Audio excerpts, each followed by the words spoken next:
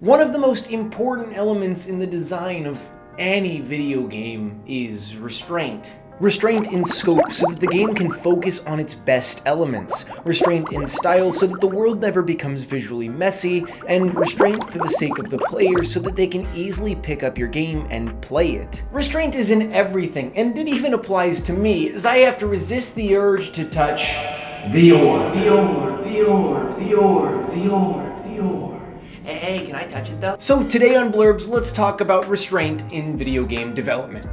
Restraint in scope is important on every level of game design, but it is imperative in indie design. All of the best indie games from the past few years can be described in a phrase: deck building roguelike poker, bombastic platformer that deals with mental health, guerrilla. It's imperative that small development teams have a narrow goal so that once they've accomplished that goal, they can iterate on it and make it the best version of itself. The idea of Blurbs is pretty simple, and the satisfaction derived from it mostly comes down to number go up. But the real reason it's so satisfying is that when number go up, nice sound happen, nice graphic happen. Banana. The gorilla's gonna love that. By constraining yourself to a simple core, the complexities of your game can thrive. One of the best ways to view this is by looking at roguelites. Designing a roguelite means that you get a lot more content with a shorter runtime, adding procedural elements and variation to each run while designing a total loop that may only take an hour per run. This means the developers of Enter the Gungeon can add an insane amount of weapons, the developers of Hades can create intense synergetic builds based around the gods' powers, and the developers of Dead Cells can create a punchy loop with some of the most satisfying combat around. Each game may only have 3 or 4 stages, which in a linear game would be far too short, but because of the run-based nature is perfect, allowing them to add more to the elements that make their game great. By no means are these simple games in terms of development, but they are practicing restraint in terms of their length, allowing other areas of the game to sing. Restraint in style is similarly important, as creating a visually cohesive world often starts with simplicity. I could talk about Blurbs again, but I'm practicing restraint, and also my magician's skills. Well, I'm not. Magician's brick!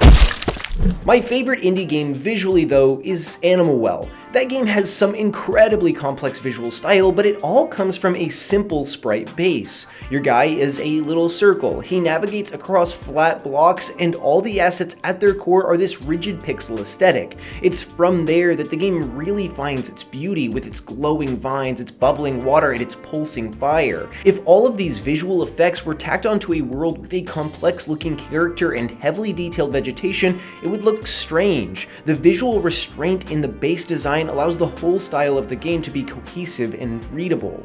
The same can also be said about my two favorite isometric games, Death's Door and Tunic. Both implement these matte textures, making everything in the world feel clean and smooth. The real beauty of both of these games comes from the isometric leveraged lighting, which dances beautifully in each scene. The fixed angle point means that lights can be set up in almost a stage presentation manner. As the shadow of clouds rolls across the ground, glowing fire flickers and objects shine brilliantly. But the simple matte textures help all of this pop so much more. Finally though, we have restraint for the sake of the player, as guide rails need to be put up in order to keep the player from ruining the experience for themselves. We often forget that the player is an absolute idiot. Nah, hey, what does this do? That's poison, and you definitely should shoot.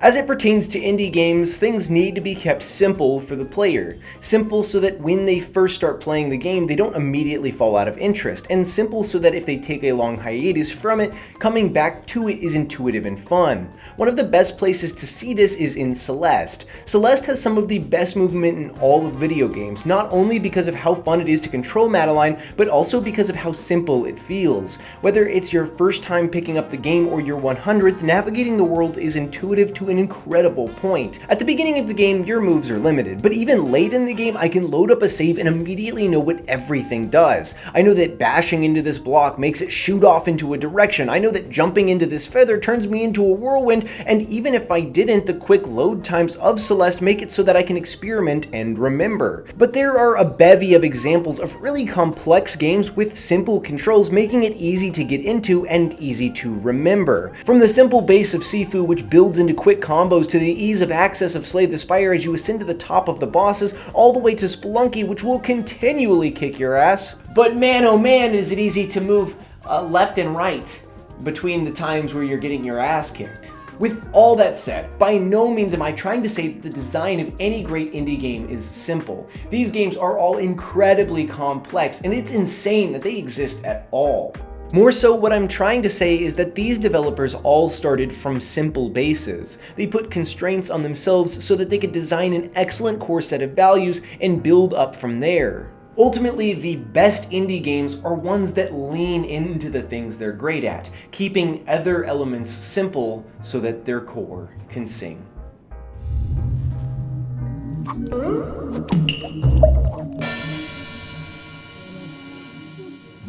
Bye-bye now.